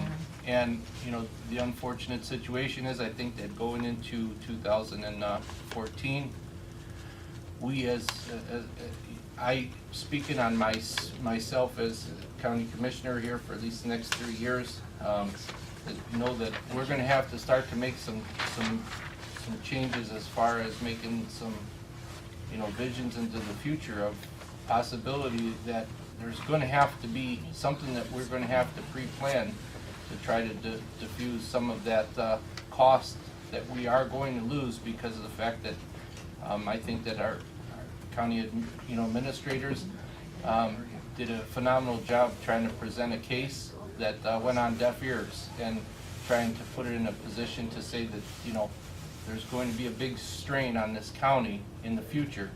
And I just think that it's unfortunate, but there's going to have to be some things that we're going to have to look at as a county, and possibly some of our different departments that we oversee, to whether it's to possibly reducing some services, maybe even in revamping some departments. I talked to a couple of people from Ohio, as far as even like the county home. This is something that we do as on almost a voluntary basis to do stuff like this, as far as some of the costs that we put in and our tax dollars in that. Possibly consolidating stuff like soil and water, to be able to have a operation that we could potentially go to another county to receive the services based on our revised code of what they do. Just a lot of these different things that we really have to start to look at to be responsible, because if we wait until we're out of the money or wait till we can't afford it anymore, we haven't done our job. And I think that it's some stuff that it's been bothering me for the last week, and I realize that the priorities that we have right now, as far as our social services are concerned, Tim Taylor, you do a great job and struggle daily with what you've got, and now we're going to be burdened with that much more and trying to give people services. Prosecutor Flays, the courts. I mean, we're in a situation where across the board we're going to be burdened with this, and it's unfortunate that that a municipality could affect an entire county. And I guess at the end of the day, people have to remember the people that make those decisions, and understand that it's just not a good choice. And I'm saddened to say that it did pass, and it's going to be effective on all of the residents of this county, including the residents of Chardon, that they put that thing into place. I agree with Ralph completely, and my biggest disappointment is the hypocrisy of the city officials who will tell us that, oh, that's federal money, and these grants, that's federal money, and your fight is in Washington or with the congressman. But at their first opportunity to stick their hand into local funds and siphon them off for their own private use, meaning their city's use, it was like, well, this is perfectly okay. Well, then my fight is no longer with Washington and the fact that people are taking grant money. Now my fight is much more local, that county residents, because they are county residents, they also live in the city, would take, and the heck with the county, we want ours, and we have the law on our side, we're taking it now. And we're going to spend it, and we have no incentive to spend it wisely, to budget wisely. That galls me. And I apologize guess, for this. Jim, I'd like to ask you, has that law ever been adjudicated in any way that we could, challenge it? Because I feel as they do. I really do. I mean, we're taking, you vote for these levies. You expect them to go to mental health. You expect them to go to Department of Aging. You expect it to go to where you voted it for. And now, from this point on, any levy that passes is not going where you think it's going. Or it might not. Or it might not. I mean, is there a way we could adjudicate or look at least the time? Well, yeah, I mean, it was my intention to present the options to the board, in the very near future. Okay. I do believe, I watched the GTV coverage of the Chardon Council meeting. I think what I was most disappointed with was the statements by the mayor and some council members that the county didn't negotiate in good faith. That's not true. That is especially irritating to me when, you know, Laura LaChapelle's missing her child's Christmas concert because she's on the phone with their attorney. I know that there were commissioners on the phone with us at all hours of the evening. I'm on the phone at all hours of the evening. We negotiated up until the 11th and a half hour, offered mediation option, which they flat out refused to do. It's. They didn't give us no time. No, I mean, Okay.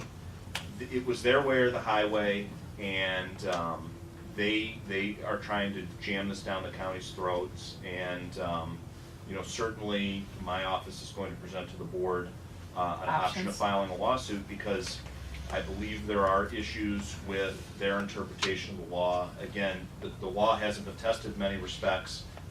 I think that That's what I thought. we interpret the law one way, they interpret it a different way. Another- Again, yeah, it's another example of, I think, you know, both sides have some points. We attempted to negotiate a resolution in the middle of that, and the city flat out refused. And, Plus, they were talking about breaking it down to 12.5%. Did you yeah, hear that? And at least one of their council members was advocating for 12.5%. an even more draconian formula to take money away from the county. So again, there's a lot of issues. You know, the city, even though they insisted that the bike path was a separate issue, they brought the bike path into the negotiations. They then, if you watch their council meeting, they actually Put it in the written. the mayor proposed trying to have the residential incentive district pay for the remainder of the bike path, which I suspect has been a plan of theirs all along. So, you know, again, I'm very frustrated with what the city did, and it's you know, our office will gotta be- present all the options to the county. You know, especially in a county that has only one city, there has to be a rule that says, yeah, only one city, and you're basically a township-based I want to organization. explain this. How can the city, Can I make just Yeah, a comment? Thank you, Jim. Because unfortunately, I don't think the media really looked at this. It's a complex issue. And one of the problems that this office had with it from the beginning is the way it's currently structured, there's no cap on the city's spending. You know, one of the things, we were actually asked to go into mediation so we could just sit down and in a common sense way, talk back and forth. And one of the things we think is reasonable is that if you're a government, there ought to be a cap on what you're going to spend. Now, let me give you just a brief example, and this is just, you can go to a website and get a copy of an amortization table. Like if you want to say, what's my mortgage going to cost over X number of years, okay? So I did that, and the one I did was just residential, so it was only a 30-year loan. Now, we don't know how the city's going to finance this, but we would suspect they would probably bond it out, because that's typically how it's done. So their cost estimate was $8.4 million. You say, okay, reasonable cost overruns, it gets to $9 million. And we don't know what kind of interest rate they're going to get. So in this latest iteration, I put in 4%, which is probably, you know, over 30 years to expect to do much lower than 4% is probably questionable, because people they're not going to loan you money for that long and be locked into that rate. So $9 million over 30 years at 4%, they will pay $6.4 million in interest. So that $9 million project now is $15,468,000. Now, here's the way the county has financed things in the past. We will issue, our mantra has been pay down debt, pay down debt, pay down debt. And this is what we've done with the safety center. We're on track to pay that off this next year, which will be 9 years from the time the place opened. If you take a $9 million loan, the same amount of money, and you issue notes, short-term notes, you know, given the current financial condition, you know, we're seeing rates at or below 1%. But I said, okay, the next 10 years, if we're gonna finance this, do this over 10 years and pay it down to nothing, you can assume you could probably, over that 10 years, not see more than 2% interest. So that same $9 million financed over 10 years at 2% interest, the interest rate is only $937,000, or a little more than 10% of total project cost. So Total project cost under the way it'll probably do it is 15.6 million, the way that the county would do it, under 10 million. And what incentive do they have to do that? Because they have an open checkbook. And that's a real flaw to me with this whole thing, is we thought there should be a cap on the spending, so, Well, thanks for also, listening. one more thing too to add, to Mr. Flay's, his comment about adding the bike path on this scenario too, is that I received probably, I know the exact count, I got 13 emails that was in support of the bike path, and I received about 60 that was basically stating, you know, stick to your guns, we don't need any more bike paths, bad area, bad this, bad that, all this stuff. I want to go on record to say I'm not against the bike paths. I'm against the way that the funding is for the bike paths, and I think that that it was brought up in one of the council meetings in Chardon that I was against the bike paths. The bike paths is not what I'm against. It's the funding that I was against from the moment that I went to NOACA to try to reverse that funding decision, because of the fact of saying we need to get our priorities straight. When we have roads that are dangerous to drive on, and that money should go to our priorities first, and then if there's additional funds left for this type of stuff, then I have no issue with it. But until we could get to that point, let's stick to our priorities. The other thing that I did is I work for the voters of this county, and I ran an independent poll on my website that was basically very simple. Do you support the bike paths in Geauga County, yes or no? And I just actually restarted the poll again as of yesterday afternoon, and I had received approximately 780 no's and about 91 yeses. So when you look at that, you know, that was just something that is on my website, you know, ralphspitaleri.com, and they could go on there to vote, you know, just basically it just put a simple yes or no, and it's a you know, poll that I just basically wanted to sample the waters, because I started hearing, you know, people talking about this, people talking about that, accusing me of this or not accusing me of this, and I just wanted to try to put something out there to just independently go and say, what really do the residents of this county want? And the other issue that, you know, I think that has never really been brought up to council, and I understand it's just like somebody in business. You get somebody that just enters into a new business and they want to try to raise, if they did 10 million in sales, he comes in and he wants to be the hero and bring 15 million in sales. The situation is this, like any other, you know, municipality or what have you, is that everybody wants to try to bring more. The biggest comment that I had from people is that nobody came to ask them, do you, the residents of this of this city, or this, you know, want the additional 500 homes to go into this? And a lot of people, I can tell you, are very upset on the other side, saying how much they, you know, do not favor this development coming in, and in addition to that, with the dollars and cents that are now going to be lost for county services, that within Geauga County, so many of us fall back to the county because of the fact that the cities aren't big enough or strong enough financially to have that we do this as a whole.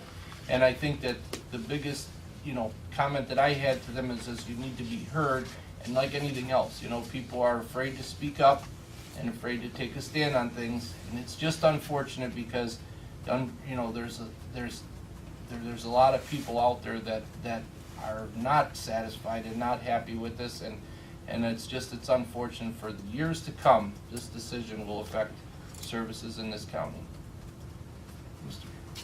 Yes. If you remember, I was here for the meeting when we had the full house for the bikes. About four of us, I estimate, were against it. I stood up first, Mary recognized me, and I told the people, this is federal money. Once you take that federal money, you're gonna be indebted to the federal. They're gonna tell you what to do with that money, when you're gonna do, you're gonna be on the block. I listened to the people's arguments. Fellas stood up here about before I start that, look at Fifth Street and the road going down Chardon Rubber. Those roads are pounding our cars apart, and we need to get those paved. That's what you were talking about. We have other things to do with the money. Fellow stood up here and he said, round the whole season, they're gonna be using the bike path. It was 40 degrees outside, there was not one bicycle outside here. Nobody rode their bicycle here. All right.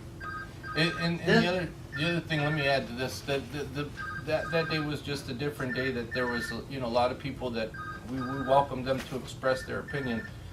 I was a little bit,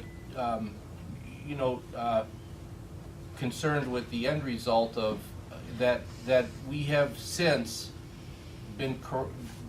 received a correction on, but the day that there was all these people, there were statements that were made from some elected officials that basically stated that Geauga County was the stronghold on this whole bike path issue. So I took it upon myself to contact a number of the different people that were involved within that bike trail to find out that one individual, which was Chardon Oil, said, I haven't heard from him in 3 months, I have no idea.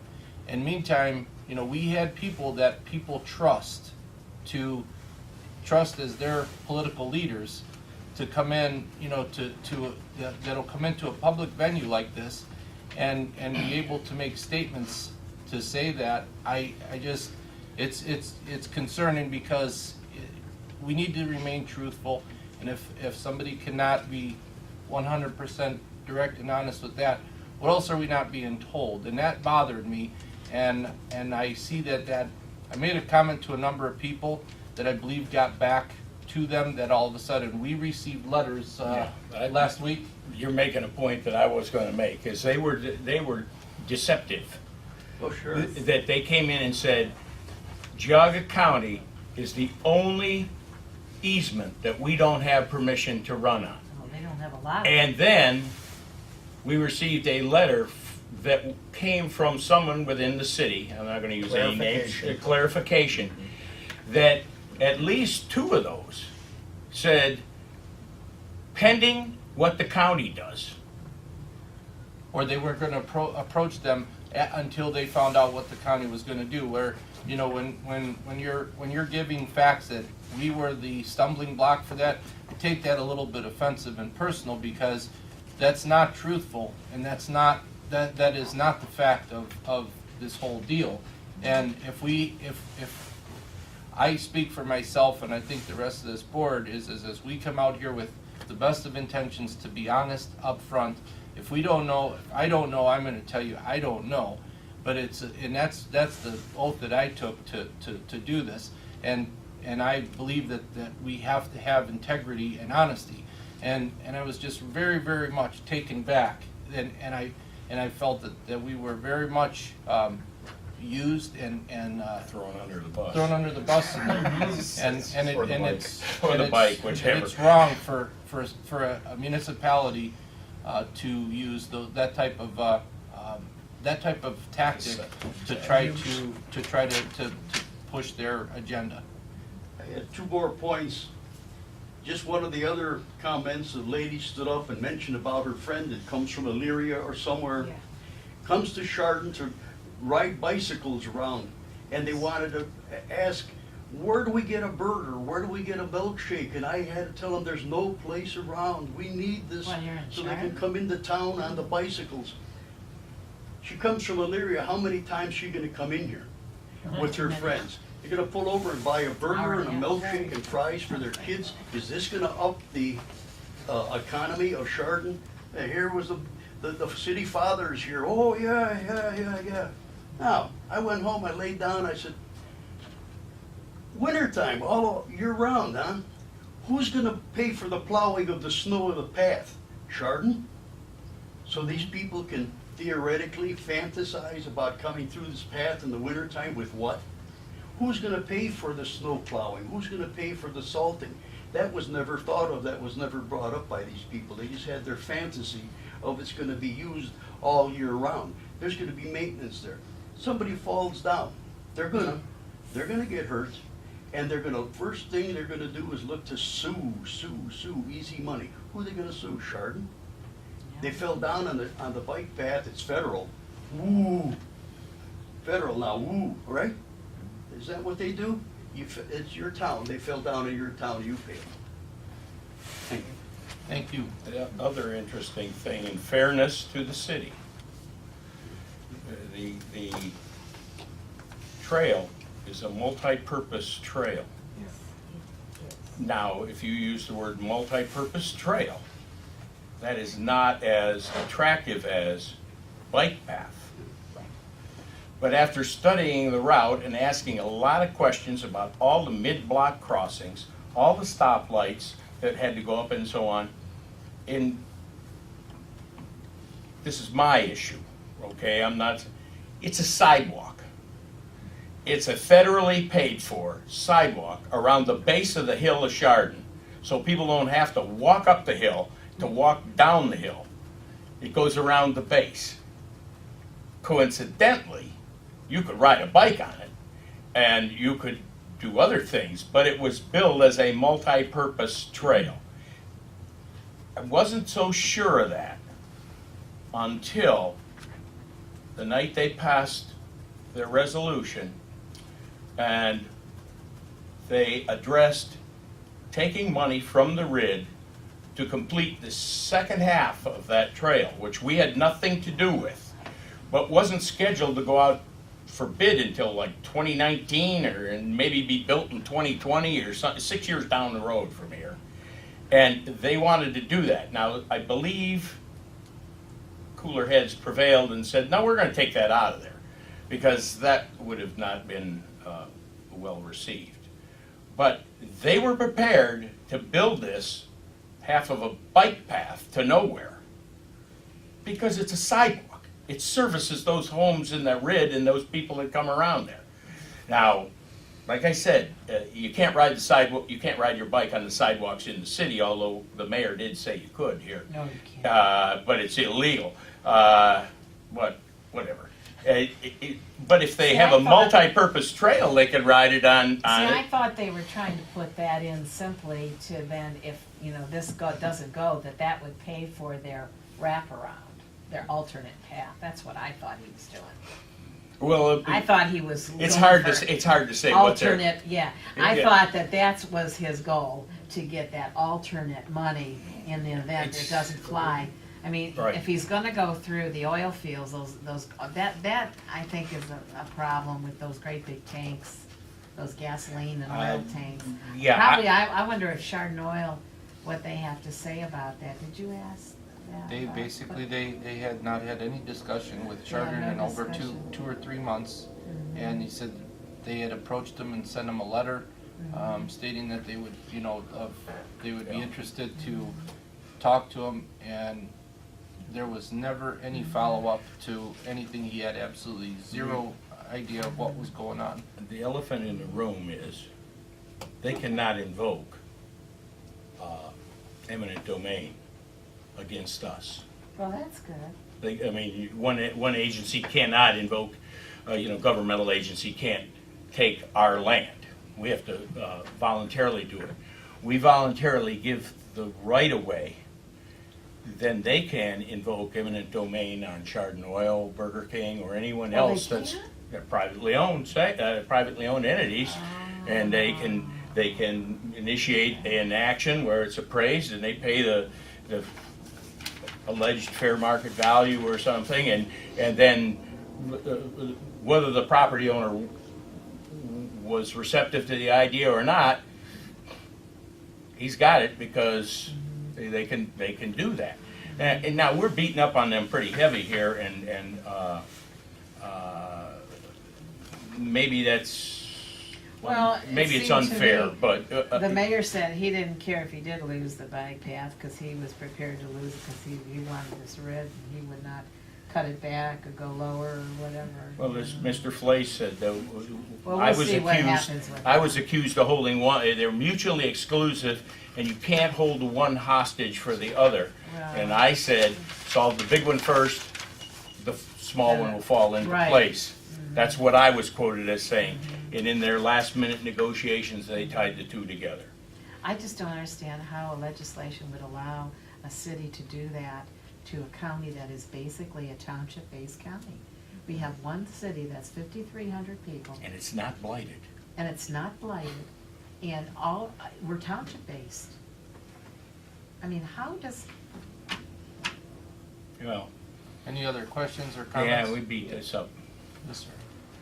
There's another issue I think has been neglected here, and that's the fact that these people, they come in at the very last minute, they're up against the wall, they have a deadline to meet, they're always up and, against the wall. and Yeah. you're supposed to act instantly to accommodate them. Well, we don't Why want- can't they come in months ahead of time, at least?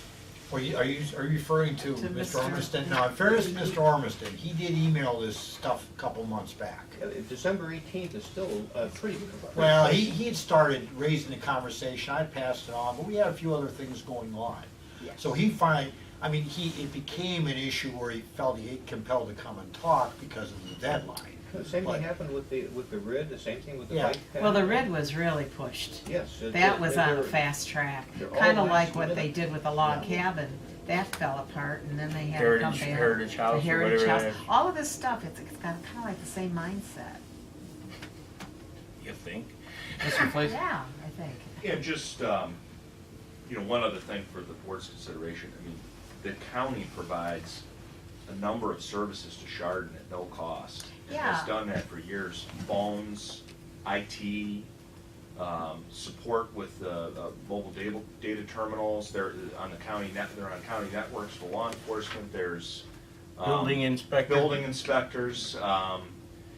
There's a number of things that the county has done to save Chardon money over the years, and, I guess I would encourage the board to really look at all of those items and try to recapture costs. I mean, if the city's gonna try to squeeze every nickel out of the county, under this law, then I really think the county needs to examine all these free services they're providing the city, and try to recapture some of those tax dollars. Because, it's not really fair I think, for the county to be paying for items that Chardon would otherwise have to pay for when Chardon's got the hand in the county's pocket, Yeah. taking the tax dollars with the RID. So just throwing that out there, but I Yeah. think that's something. We need to be proactive with that, Jim, because We need to find out what we can and if cannot we do. wait 4 years to do it, and then we're getting hit with a huge debt, we need to start collecting or trying to find a way to limit our expenses, chisel away at it a little bit here, a little bit here, a little bit, but over time, it will amount to something. It's not a punitive or vindictive move. It's a reality that we have to figure out how we're gonna pay for these Loss services of cash flow. without coming to the taxpayers for more money. And I don't think it's, I'm sure we'll get accused of being heavy-handed or what have you, but Well, if you're Oh, gonna they end don't. up with 1,500 to 2,000 more people, that's gonna put pressure on our services. And we're going to have to offload that cost to them.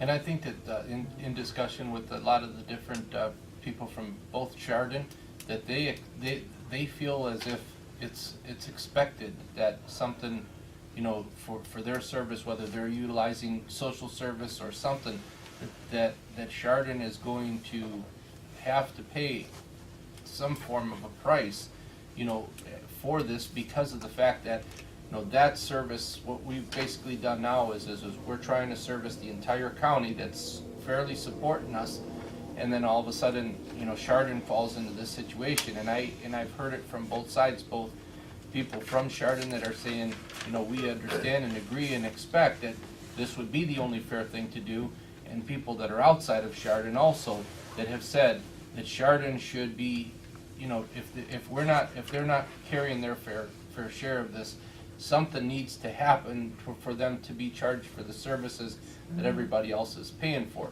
And the other thing in closing of my point on this is that it's unfortunate because Geauga County is the thing that I've always found to have a level of pride and just, it's just something that's always been nice with this county is, this is a county that's made up of townships and villages. However, it's always felt like it's one wholesome place. And it's unfortunate because what has happened now is this is almost seems like it's the first stab at separation of people trying to just basically take a position of moving away from that hometown, feel of what Geauga County has been won. It's almost like this is the first slice in that pie that has taken that piece out of that continuity of what we've always prided ourselves on. Ralph, what you're speaking of is what was in my mind the day I left here. The government has succeeded in fracturing the sovereignty of this county and of Chardon. Yes. A fracture. That's what this bike path is a fracture of our sovereignty and a victory for the government for Agenda 21. Eventually, one crack, another crack, a chip, another chip, and the government and the UN will have our country. Thank you. Mr. Taylor, I think you were holding your hand up before. Oh, I thought for a second you were at a point to maybe move to another topic, and I just have one thing I want Yes, sir. to present to the board. Okay. But I don't Okay, want- anybody else have any other comments regarding this? Yes? Well, me? Probably before anything else is going to happen, there will be a NOACA meeting on January 10th. And to some of us, it seems as though the proceedings in NOACA were kind of precursors to much of what you're experiencing, the difficulties with Chardon. And so, in terms of practicality and a solution, I suspect that it's going to take some strategy and some unity and some real proactivity in deciding what stand this county is going to take in relationship to its position in NOACA, because I understand other issues are being planned, and they all involve hikes in taxes. I understand that gasoline tax increases are being considered, and those are penalties that everyone will endure, so that more projects, perhaps like this insidious bike trail, those are not my words or particularly my opinion. I would have liked to ride horses on that trail, in spite of the fact that the powers that be have said that the multi-purpose trail is not open to horses. I know that's not accurate. But regardless, I think the head of the snake may very well be NOACA. Well, NOACA is an MPO, which the federal money passes through. Right. And But you're talking that's a Ohio legislation Department. in Congress that what they're trying to do is to put more cash flow into the road and bridge fund, Right. because the safety loan, the money that we've had, has dwindled considerably. And the Right. bike path money was a separate money that the legislature in the Congress did. That may be. That was separate. So, you'd probably have to go to the, the lobbying on Congress to stop that. Because they're a pass-through. I just suggest that it. You can vote may against, be- that. there may be a plan of action there, or at least some thought in regards to your actions for the future, because it would appear that what you've experienced in the last several weeks is not going to be a lone incident, and perhaps it would be important. Well, the RID problem, Yeah, remember, it's two different problems. there's two Yes, different, it the is. RID problem is The a RID. serious one Uh, at this yeah. point, in my Agreed. opinion. Agreed. The RID is, Agreed, except are you also aware that the Park District is totally unaware of this Maple Highlands bike trail? No one has talked to Geauga Park District either, according to some conversations we've had with at least one of the commissioners.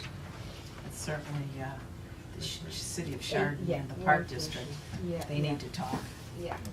We're not supporting it. We gotta wrap it up. Can here, but I, Tim yeah, we wants wanna get over Yeah. to, Tim, you got something there? Just something maybe to, I don't know if it's to end your meeting, but it was the end of the year, something on, maybe a more positive note. But I received this back the first of the month, and it's about our child support unit. And two gentlemen back here most notable to me, Paul Ryman, who's our assistant director, but also the director of our child support team, and Jim Plays, who we work with very closely in terms of child support. I got this letter from the Deputy Director of the State of Ohio for the Office of Child Support. It says, we're pleased to recognize Geauga County CSEA for their contributions for federal fiscal year 2013. Best performance collections on current support in the medium-small caseload division. Best, and this is best in the state, best performance collections on cases with arrears in the medium-small caseload division. Total disbursement per total FTE in the small, medium caseload division. That's cost efficiency. And then best overall performance in the medium, small caseload division for 2013.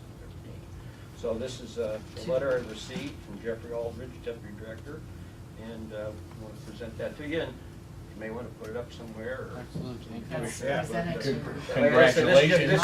This gentleman. Congratulations and thank you. And his staff do a tremendous job. They, by far, the best child support division in the state. Wow, And excellent. Paul's leadership and management, with excellent support from the prosecutor's office. We can't get there because some people are not always willing to pay, but most of our people are.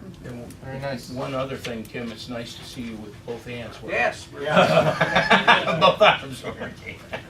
Everything's good. Thank you. Thank you. Okay, well, coming up, I can read what Wednesday, our office will be closed, so as a result, the meeting on the next day will be canceled, so there'll be no other meeting this week.